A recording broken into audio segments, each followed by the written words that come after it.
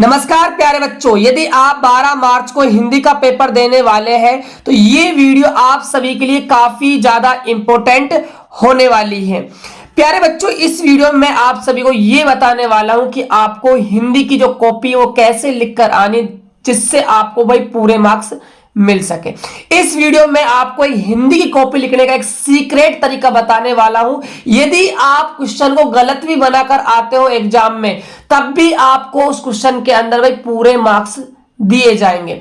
ऐसा सीक्रेट तरीका है मेरे पास हिंदी की कॉपी लिखने का, जो मैं आप सभी प्यारे विद्यार्थियों को इस वीडियो के माध्यम से बताऊंगा। वीडियो काफी ज्यादा इंपॉर्टेंट होने वाला है। वीडियो को शुरू से लेकर अंत तक जरूर देखिएगा और इस वीडियो को अपने दोस्तों के पास शेयर कीजिएगा। और साथ के साथ प्यारे विद्यार्थियों, आप सभी के लिए हम अच्छा कंटेंट तैयार करते हैं, इसीलिए हमारी मेहनत के लिए एक बार वीडियो को लाइक और चैनल को सब्सक्राइब आप जरूर कर लीजिएगा। देखिए प्यारे बच्चों, 12 मार्च हिंदी कॉपी ऐसी लिखना 5 मार्क्स ज्यादा मिलेगा। जी हाँ प्यारे बच्चों, यदि मेरे द्वारा बताई गई कॉपी आप लिखकर आते हो तो आपको बोर्ड एग्जाम के अंदर 5 मार्क्स आपको भाई एक्स्ट्रा एग्जामिनर दे देगा। खुश हो जाएगा आपकी कॉपी देखकर। ऐसा आपको मैं सीक्रेट टॉपर का तरीका बताने वाला हूं। हिंदी की कॉपी 12 मार्च को आपको भाई कैसे लिखनी है। देखिए प्यारे बच्चों, ये मेरे पास एक क्या है, कॉपी है। ठीक है, ये कॉपी है और ये आप सभी का भाई 2025 का क्या है, हिंदी का पेपर होने वाला है। यहां पर आप देख सकते हो ये पूरा आपका हिंदी का पेपर है और इस पूरे पेपर का भाई मैं आपको सॉल्यूशन भी देने वाला हूं। ठीक है, ये काफी ज्यादा आपके लिए इंपॉर्टेंट पेपर होगा। और देखिए ये आपका हिंदी का पेपर है। अब देखिए जो आपका हिंदी का पेपर होने वाला है उसके अंदर जो आपका खंड ए होगा उसमें प्रश्न पूछा जाएगा, निम्नलिखित वस्तुनिष्ठ प्रश्नों के उत्तर अपनी उत्तर पुस्तिका में लिखिए। अब देखिए आपको कॉपी में लिखना कैसे स्टार्ट करना है, वो सबसे ज्यादा इंपॉर्टेंट है। देखिए बच्चे क्या गलती करते हैं, यहां पर वो खंड नहीं डालते हैं कि भाई आप किस खंड के प्रश्नों को हल कर रहे हो। तो सबसे इंपॉर्टेंट बात तो यही है कि आप जिस भी खंड के प्रश्नों को हल कर रहे हो आपको टॉप पर उस खंड का भाई नाम लिखना है। तो हम खंड ए को सोल्व कर रहे हैं तो यहां पर आपको लिखना है खंड ए, क्योंकि एग्जाम में जो नजर है सबसे पहले इस पे जाएगी आप किस खंड को भाई सोल्व कर रहे हो। ठीक है, अब ये हमारा खंड ए है और खंड ए के अंदर हम जो फर्स्ट क्वेश्चन है उसको सोल्व कर रहे हैं। तो यहां पर आपको लिखना है प्रश्नोत्तर नंबर 1, यानी कि हम प्रश्न नंबर 1 का हल लिख रहे हैं। अब देखिए जो प्रश्न नंबर 1 है इसके अंदर जो हमारा फर्स्ट क्वेश्चन है, तुम्हें धोखा नहीं देना चाहिए था, वाक्य में धोखा संज्ञा है। यहां पर आपको संज्ञा बतानी है तो इसके अंदर आपकी भाववाचक संज्ञा हो जाएगी। तो यहां पर आपको फर्स्ट डालकर, और फर्स्ट में भी आपका कौन सा ऑप्शन आ रहा है, ए ऑप्शन आ रहा है। तो यहां पर आपको ए ऑप्शन लिखना है और ए ऑप्शन के अंदर क्या है भाई, भाववाचक संज्ञा है। तो यहां पर आपको भाई भाववाचक संज्ञा लिखना है। इसको आपका भाई एग्जामिनर चेक करके आपको 1 मार्क्स दे देगा। ऐसे आपको काम करना है। सेकंड क्वेश्चन देखिए, गरीबी शब्द में कौन सा प्रत्यय है, तो इसके अंदर ई प्रत्यय है। ठीक है, क्वेश्चन नंबर सेकंड है, सेकंड में आपका ऑप्शन ए है, ए के अंदर ई है। तो ये आपका भाई बिल्कुल सही है, तो एग्जामिनर आपको यहाँ पर भी 1 मार्क्स दे देगा। क्वेश्चन नंबर थर्ड देखिएगा ध्यान से, देश प्रेम में कौन सा समास है, तो इसमें आपका भाई तत्पुरुष समास है। तो यहाँ पर देखिए क्वेश्चन नंबर जो थर्ड है उसमें आपका ए ऑप्शन आ जाएगा और ए के अंदर क्या है भाई, तत्पुरुष समास है। तो ये भी आपका सही हो जाएगा, आपको 1 मार्क्स मिल जाएगा। उसी प्रकार देखिए आगे जो आपका परोपकार शब्द में कौन सी संधि है, तो इसमें आपकी भाई गुण संधि हो जाएगी, ऑप्शन ए हो जाएगा। तो यहाँ पर ऑप्शन ए और गुण संधि, यहाँ पर आपको भाई 1 नंबर मिल जाएगा। आगे देखिएगा जो क्वेश्चन नंबर आपका 5 है, हालदार साहब चौराहे पर रुककर किसे निहारते थे, तो ये किसे निहारते थे भाई, ये नेताजी को। तो इसमें से ऑप्शन आएगा, से के अंदर आपका नेताजी। तो ये आपका बिल्कुल सही है, आपका 1 मार्क्स मिल जाएगा। नेक्स्ट क्वेश्चन है, थक कर लेट गए वाक्य किसके लिए प्रयुक्त हुआ है, लेखक के लिए, नवाब साहब के लिए, यात्रियों के लिए, इनमें से कोई नहीं। तो ये आपका नवाब साहब के लिए प्रयुक्त हुआ है, तो यहाँ पर आपका बे ऑप्शन आ जाएगा नवाब साहब के लिए। ये आपका भाई बिल्कुल सही है, यहाँ पर आपको 1 मार्क्स मिल जाएगा। ऐसे आपको सभी जितने भी आपके ऑब्जेक्टिव क्वेश्चन होंगे उन सभी क्वेश्चनों को भाई आपको आगे तक सोल्व कर लेना है। देख सकते हो ये आपका मैं दिखा देता हूं जो बाकी के आपके ऑब्जेक्टिव क्वेश्चन है, ताकि आप सभी ऑब्जेक्टिव क्वेश्चन को भाई सोल्व कर लो। देख सकते हो ये आपके भाई ऑब्जेक्टिव क्वेश्चन होंगे। ठीक है, और देखिए जब यहाँ पर आपका जो फर्स्ट क्वेश्चन है वो समाप्त हो जाएगा, क्योंकि आपके जो बोर्ड एग्जाम के अंदर हिंदी में 15 ही ऑब्जेक्टिव आपसे पूछे जाएंगे। अब देखिए, अब आपका जो क्वेश्चन नंबर सेकंड होगा, ठीक है, तो यहां पर आपको डालना है टॉप पर ब्रैकेट के अंदर, यहां पर आपको 2 पेन यूज लेने प्यारे बच्चों। कितने पेन यूज लेने हैं? 2 पेन। एक तो आपको लेना है ब्लैक पेन और एक आपको लेना है नीली का पेन, जिसे आप ब्लू पेन कहते हो। ब्लैक और यहां पर आपको ब्लू पेन यूज लेना है। अब आप कहोगे सर एक पेन से काम नहीं चल जाएगा? बिल्कुल चल जाएगा भाई, कोई दिक्कत वाली बात नहीं है, लेकिन कॉपी को आपको भाई सुंदर दिखाना है। क्या दिखाना है? सुंदर।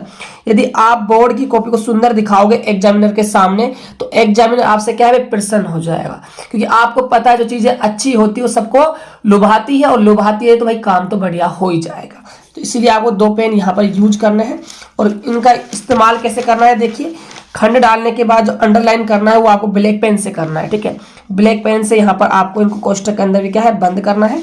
और ब्लैक पेन से यहाँ पर आपको प्रश्न संख्या डालनी है, और प्रश्न के अंदर जो ऑप्शन आया है वो डालना है। और जो आपका ब्लू पेन होने वाला है, ठीक है, उससे आपको क्या है? इसका आंसर लिखना है। इन बातों का आपको भाई थोड़ा विशेषकर ध्यान में रखना है। आगे देखिएगा, क्वेश्चन नंबर सेकंड है रिक्त स्थानों की पूर्ति कीजिए। देखिए, जो भी आपके रिक्त स्थान वाले प्रश्न होंगे उनको आपको भाई कैसे बोर्ड एग्जाम में लिखना है। देखिए, ये स्वरनाम खालिस्तान प्रकार के होते हैं।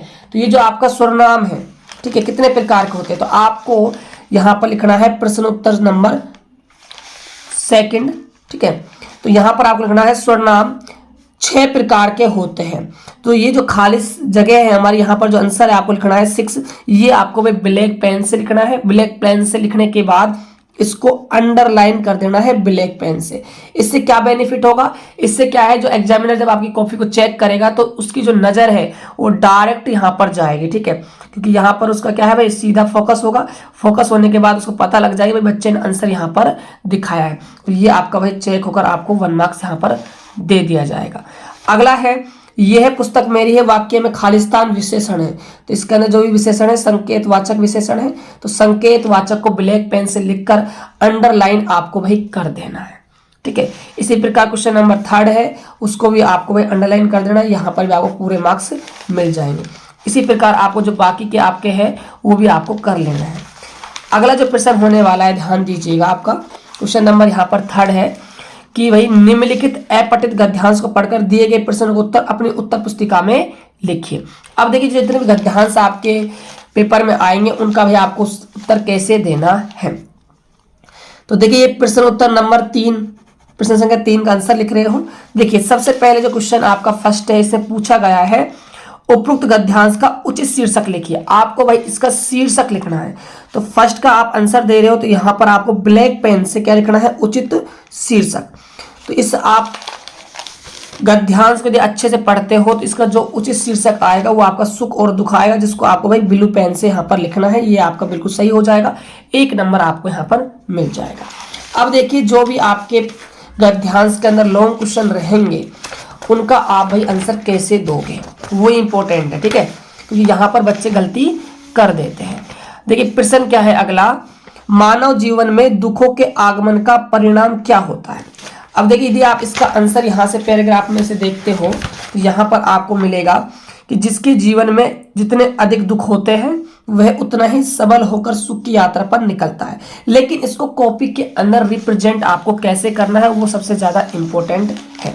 देखिए, आपको यहाँ पर लिखना है कि मनुष्य के जीवन में जितने अधिक दुख होते हैं वह उतना ही सबल होकर सुख की यात्रा करता है, निकलता नहीं, करता लिखना है, ठीक। कुछ आपको वर्ड्स के अंदर क्या है चेंज करना होगा अच्छा दिखाने के लिए, ठीक है। इतना आपको लिखकर आना है, ये आपका बिल्कुल सही हो जाएगा, 1 नंबर आपको यहाँ पर मिल जाएगा।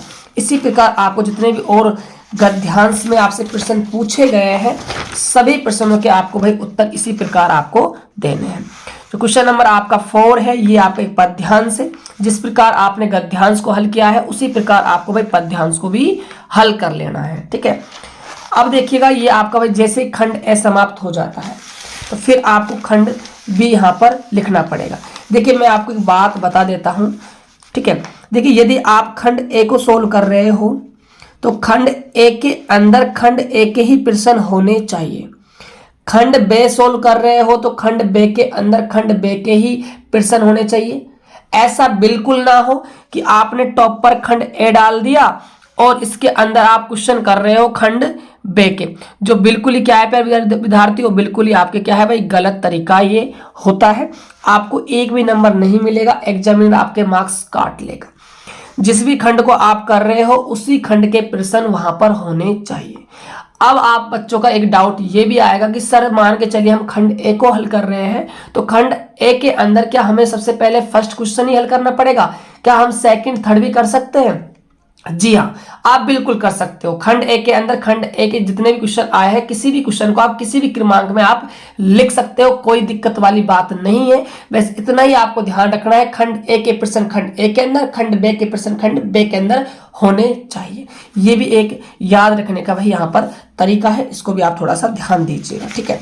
चलिए अब देखिएगा, हम नेक्स्ट बात करते हैं खंड बे।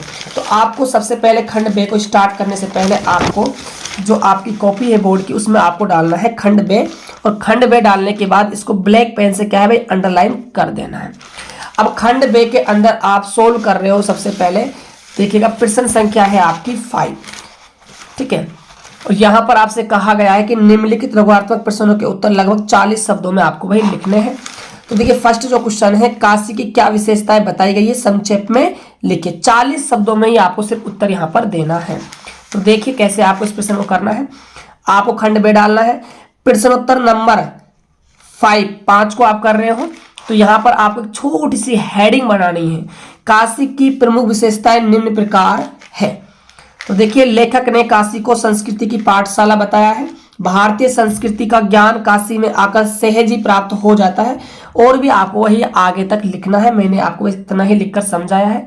अब देखिएगा ध्यान से, जितने भी आपके बड़े क्वेश्चन है, ठीक है, जितने भी आपके बड़े क्वेश्चन है उनमें आपको एक बात का ध्यान रखना है कॉपी के अंदर। देखिए जहां से आप स्टार्ट कर रहे हो, ठीक है, और जहां आप एंड कर रहे हो, लास्ट में आपको एंड करना है, ठीक है।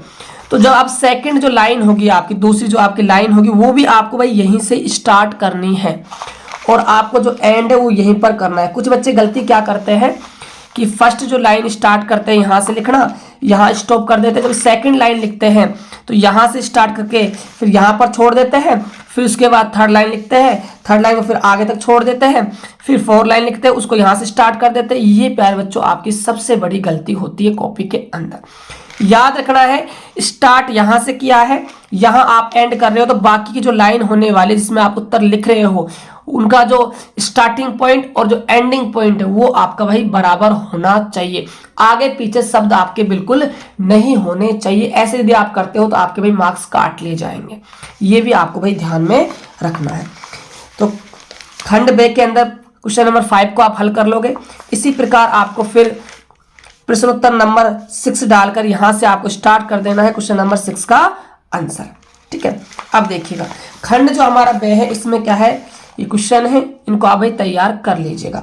अब देखिए अब आपका स्टार्ट होता है खंड से, तो आपको कॉपी के अंदर यहाँ पर डालना है खंड से, और खंड से के अंदर सबसे पहले आप हल कर रहे हो क्वेश्चन नंबर 12 को। ये आपके गद्यांश से, पठित गद्यांश यानी कि पुस्तक का ही गद्यांश से, ठीक है। तो यहाँ पर आपको प्रश्नोत्तर नंबर 12 के अंदर आप क्वेश्चन नंबर 1 को हल कर रहे हो कि भगत जी गृहस्थी होते हुए भी सब चीजें किसकी मानते थे। तो इसका आप आंसर देखोगे तो यहाँ ध्यान दीजिएगा, वह ग्रस्त थे लेकिन उनकी सब चीज साहब की थी। किसकी थी भाई? साहब की थी।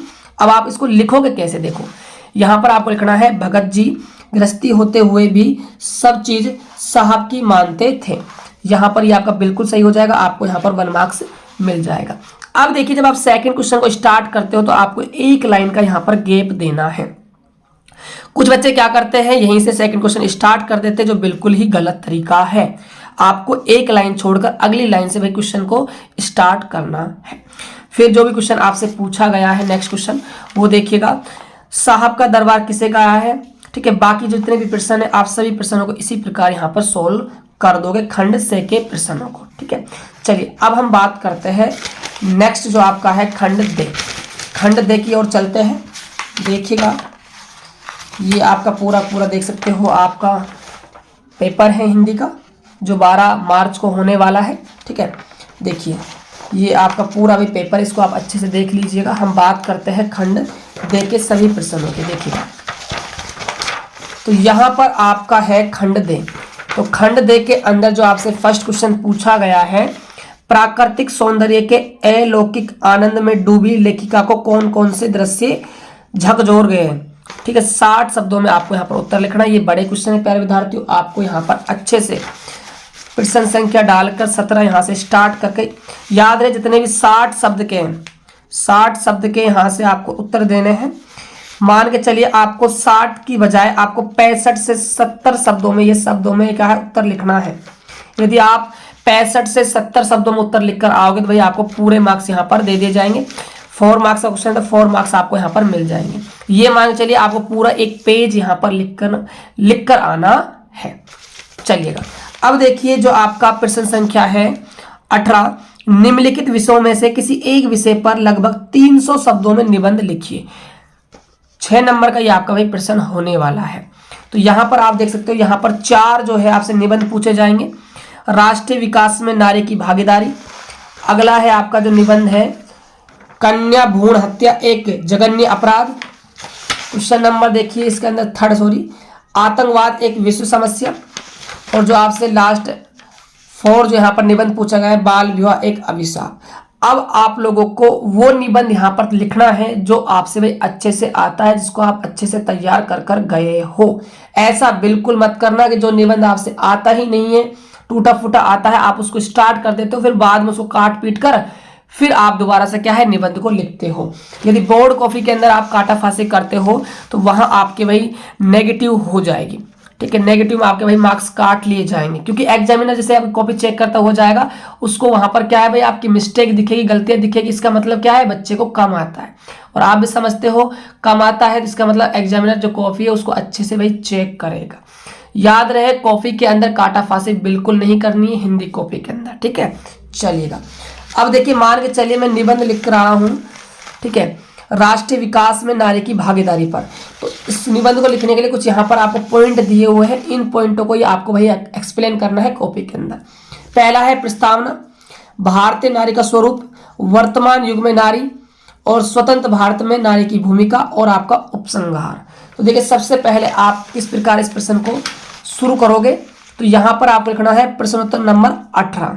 ठीक है, फर्स्ट पॉइंट है आपका जिस पर आप निबंध लिख रहे हो, राष्ट्रीय विकास में नारी की भागीदारी। ब्लैक पेन से लिखकर इसको ब्लैक पेन से क्या है भाई, अंडरलाइन कर देना है। ठीक है, जिससे क्या है, ये चीजें फोकस रहेगी, एग्जामिनर का पूरा फोकस है इस हेडिंग पर जाएगा। सबसे पहले आपको लिखनी है भाई प्रस्तावना। ठीक है, प्रस्तावना के अंदर आपको उन सभी महत्वपूर्ण तथ्यों को लिखना होता है, तत्वों को जो इंपॉर्टेंट है किसके लिए, राष्ट्रीय विकास में नारी के लिए। वो छाट कर आपको 4 से 6 लाइन लगभग मान चलिए आपको 6 लाइन लिखनी पड़ेगी। ठीक है, 6 लाइन आप प्रस्तावना के अंदर लिख दीजिएगा, काफी है, चलेगा भाई, है ना। जैसे यहाँ पर लिखा हुआ है, किसी भी राष्ट्र के निर्माण में उस राष्ट्र की आधी आबादी अर्थात स्त्री की भूमिका की महत्ता से इनकार नहीं किया जा सकता। ठीक है, ये बाकी का आपको भाई और 2 से 3 लाइन यहाँ पर और ऐड कर देनी है, ये आपका बिल्कुल सही हो जाएगा। उसके बाद भारतीय नारी का स्वरूप आपको बताना है, इसको भी आप ब्लैक पेन से अंडरलाइन कर दीजिएगा। उसके बारे के बाद यहाँ पर आप 6 से 7 लाइन में यहाँ पर एक्सप्लेन कर दीजिएगा। थर्ड पॉइंट लिखना है वर्तमान युग में नारी, यहाँ भी आप लगभग 4 से 5 लाइन लिख दीजिएगा। ठीक है, अगला है स्वतंत्र भारत में नारी की भूमिका, यहाँ पर भी आपको लिख देना है। ठीक है, उसके बाद देखिएगा, उसके बाद आपको लिखना है लास्ट में उपसंहार। ठीक है, उपसंहार लिखने के बाद ये मान के चलिए आप लिखोगे 4 लाइन में। ठीक है, ये जो आपका निबंध होने वाला है, ये लगभग आपको 1.5 पेज के अंदर आपको भाई निबंध लिखना है। ठीक है, यदि 1.5 पेज के अंदर आप निबंध लिख कर आते हो तो आपको भाई 6 मार्क्स यहाँ पर पूरे मिल जाएंगे। अब देखिए, जब आप निबंध को मान के चलिए किसी पेज के अंदर लिख रहे हो उपसंहार को, आधा पेज आपका भर जाता है और आधा पेज आपका रह जाता है, और बाकी के क्वेश्चन अभी बचे हुए हैं किसके, खंड देके। तो यहाँ पर आपको लिखना है आगे लिखने के बाद एक एरो लगा देना, जिससे कि एग्जामिनर की नजर इस पे पड़ेगी कि बच्चे ने आगे भी किया हुआ है। अब देखिए अगला जो क्वेश्चन होगा आपका, अगला क्वेश्चन देखिएगा, अगला क्वेश्चन है आपका, एक तो है प्रार्थना पत्र, एक आपको भाई विज्ञापन तैयार करना है। अब देखिए क्वेश्चन नंबर जो आपका यहाँ पर 19 है, स्वयं को माध्यमिक स्कूल वसंतपुर का छात्र मैं कमानते हुए प्रधानाचार्य को पुस्तकालय की व्यवस्था सुधार हेतु एक प्रार्थना पत्र लिखना है। ठीक है, अब देखिए यहाँ पर आपको डालना है प्रश्नोत्तर संख्या 19, ब्लैक पेन से यहाँ इसको कोष्टक में बंद कर देना है। एक बात आपको यहाँ पर हमेशा याद रखनी, जब भी आप पत्र लिखो या फिर आप विज्ञापन तैयार करो, ठीक है, तो पत्र एक पेज में होना चाहिए और विज्ञापन भी एक पेज में होना चाहिए, ठीक है। ऐसा मत करना कि आधे पेज से आप पत्र चालू कर दो, आधे पेज से आप विज्ञापन चालू कर दो, आधा एक पेज में आधा दूसरे पेज में। ये बिल्कुल गलत तरीका है, ऐसे आपको भाई एक भी नंबर नहीं मिलेगा, ठीक है। अब देखिए आप प्रार्थना पत्र लिख रहे हो तो प्रार्थना पत्र लिखकर इसको भी कोष्टक के अंदर क्या है आपको बंद कर देना है, ठीक है। ये सबसे बेस्ट तरीका है प्रार्थना पत्र को रिप्रेजेंट करने का, ठीक है।